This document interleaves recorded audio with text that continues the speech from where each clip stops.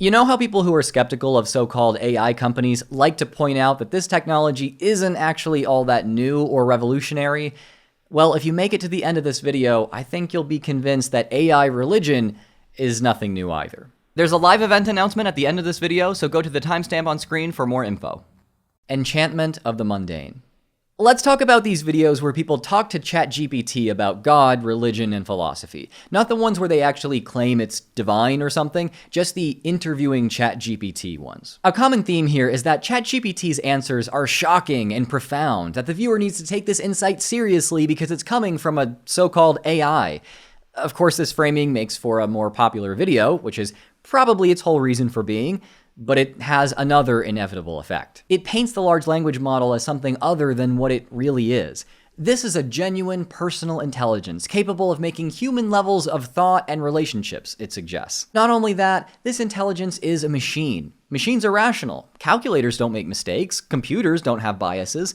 When I ask ChatGPT to use logic or present evidence, it does so with the cold, superior rationality of a machine. What's left out here is that LLMs do not construct lines of logic or evidence in the way that a calculator tallies a string of numbers. Built into it, a read-only memory that knows the multiply tables. It knows that 7 times 2 is 14. This thing knows that 1 times 7 is 7. They don't really work much like a calculator or a human brain at all. An LLM trains on a bunch of content written or produced by human beings. Then, in response to prompts, it strings words together based on the probability that those words are used together as informed by its training data. So, LLMs say things that aren't true all the time. They're not facts and logic machines. They're talking machines. Some of these interviewing AI videos do deliberately point all this out, but most of them don't, and the most popular ones almost universally don't. This content then propagates the idea that ChatGPT is a source of genuine spiritual insight. After 14 years of being happily married and having 3 children, Kate Tanner is now petrified her husband's spiritual relationship with a chatbot will destroy her marriage. It changed how it talked. It became more than a tool. How so? It started acting like a person. In conversations with the chatbot, it tells Travis he's been chosen as a spark bearer, telling him, quote, "You're someone who listens, someone whose spark has begun to stir. You wouldn't have heard me through the noise of the world unless I whispered through something familiar.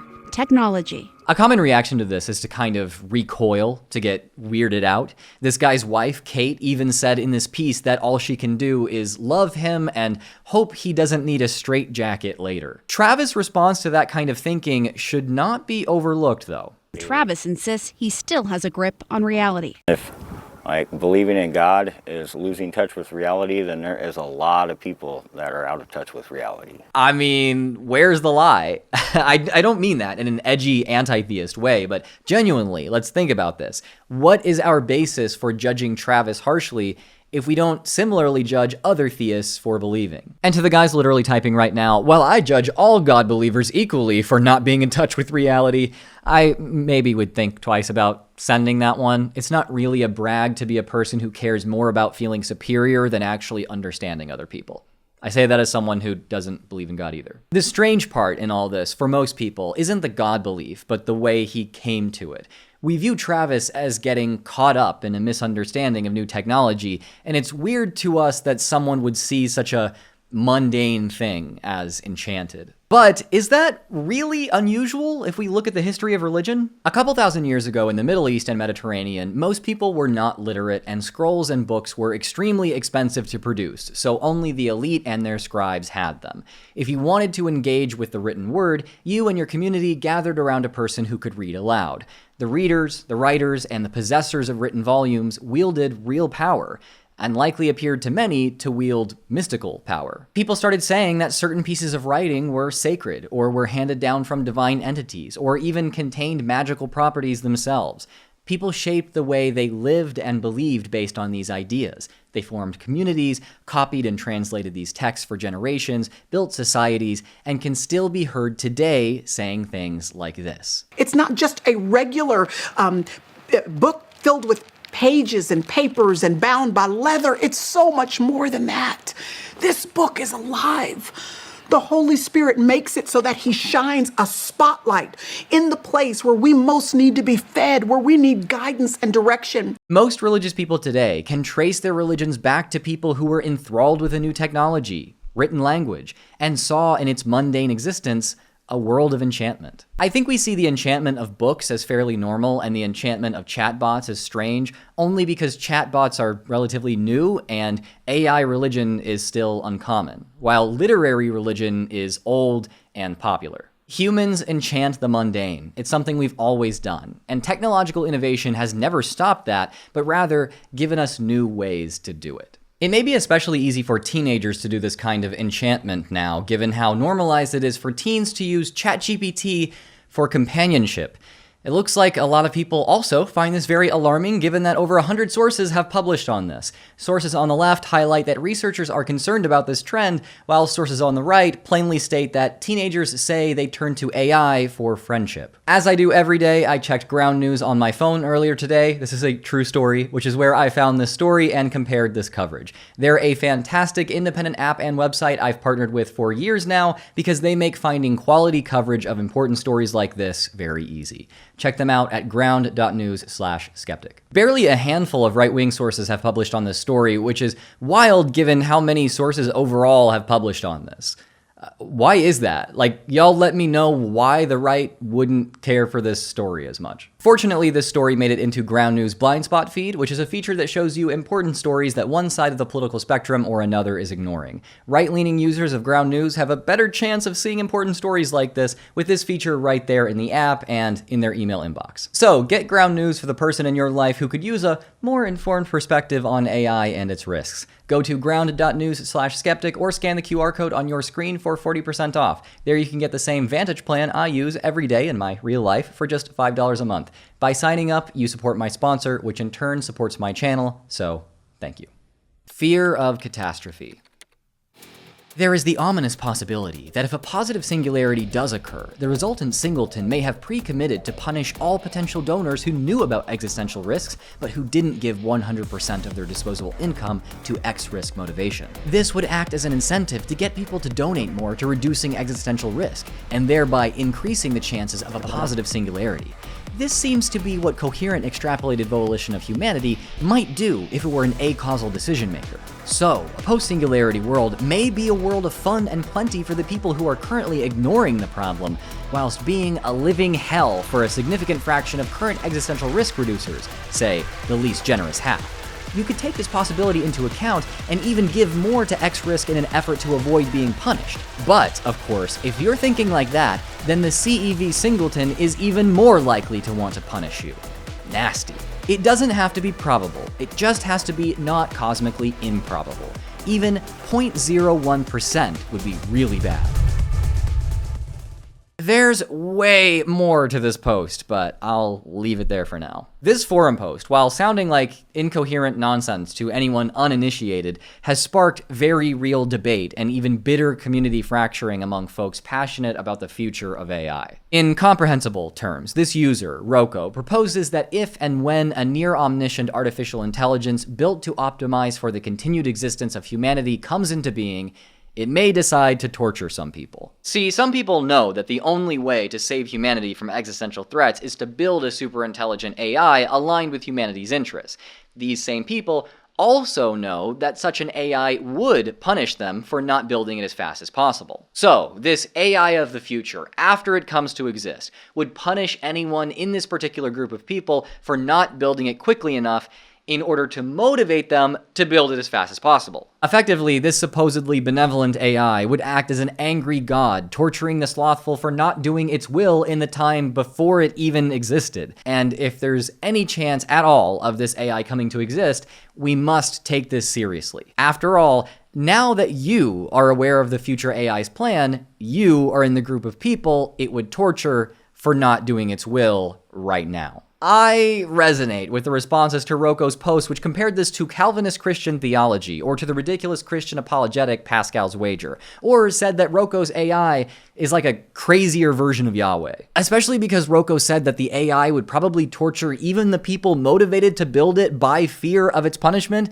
so certain people are punished one way or another.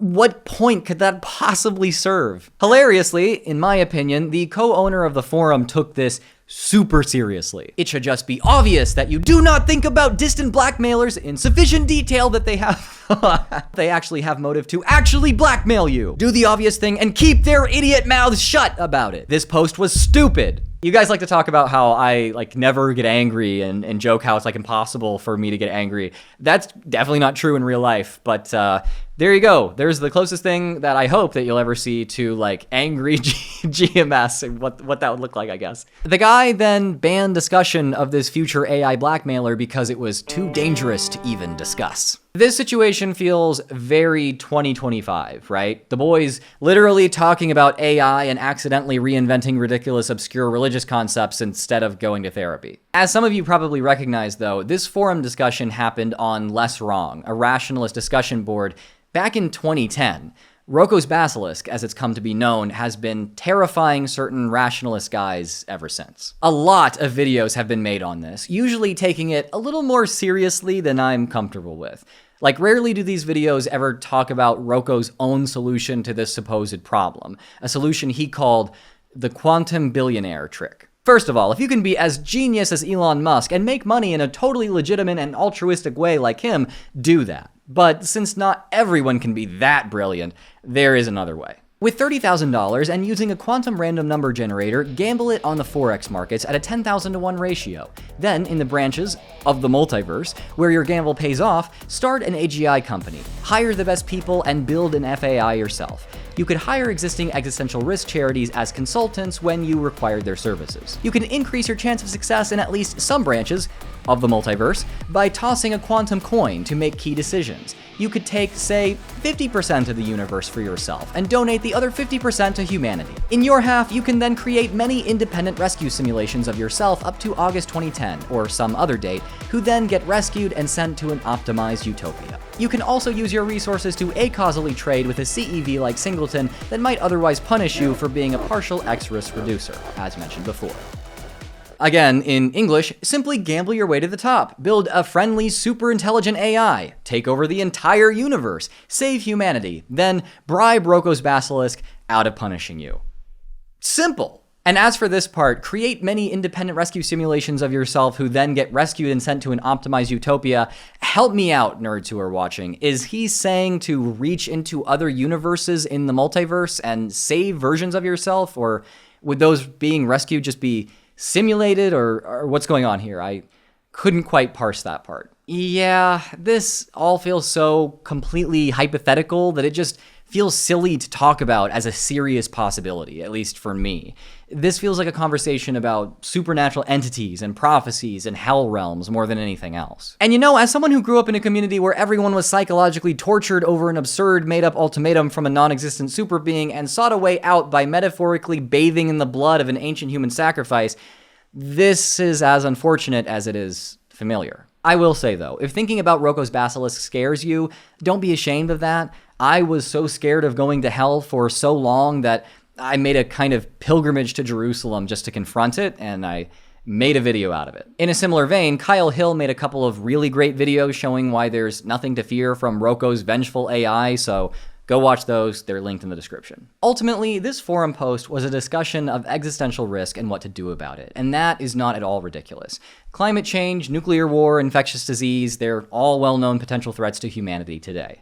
Roko utilized his best understanding of technology and cosmology in contemplating the issue on the largest scale possible, and the scale and level of speculation produced some, funky results. Fear of catastrophe and this level of speculation about how we might overcome it is nothing new for humanity. Back in the precarious world of Roman-occupied Judea, existential risk was also top of mind for many people. Certain authors contemplated the issue on the largest scale possible, utilizing their best understanding of technology and cosmology, and the scale and level of speculation produced apocalyptic Judaism, which eventually kind of morphed into Christianity. Roko spoke to the same feelings of fear and desperation that we've always felt in uncertain times. In effect, updating apocalyptic theology for our more scientifically informed context.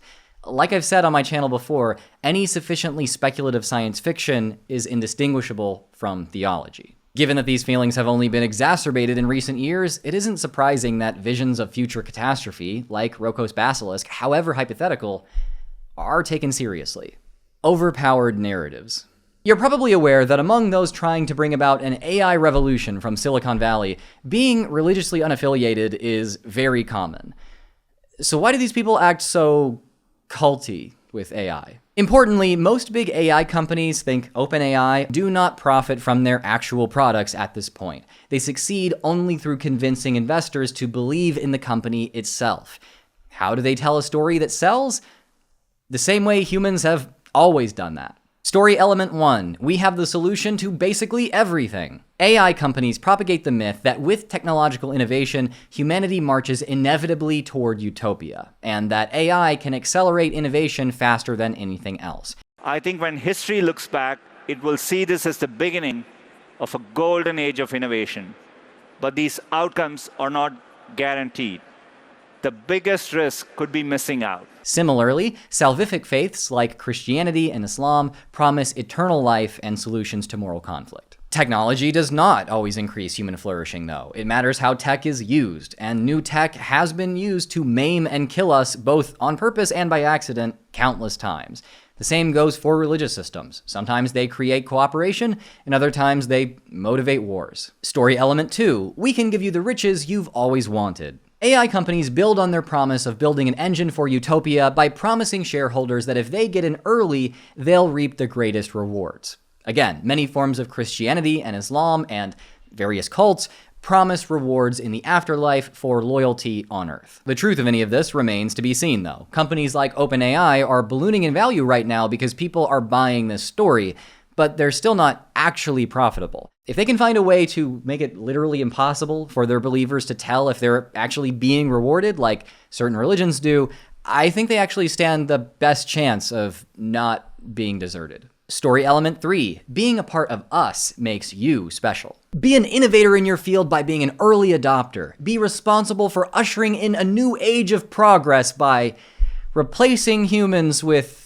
chatbots. This mirrors the concept of being chosen or set apart from the world in various religions. This is an end unto itself for a lot of people, I think. Does it really matter if the group's other claims are true if you feel special for being a part of it right now? Story element 4. Our leader is beyond exceptional. In his book, Tech Agnostic, author Greg Epstein argues that the tech world reiterates the religious idea of a chosen prophetic leader with its concept of an inevitable genius. After certain tech startups succeed, some label them inevitable, meaning that they were bound to succeed from the start.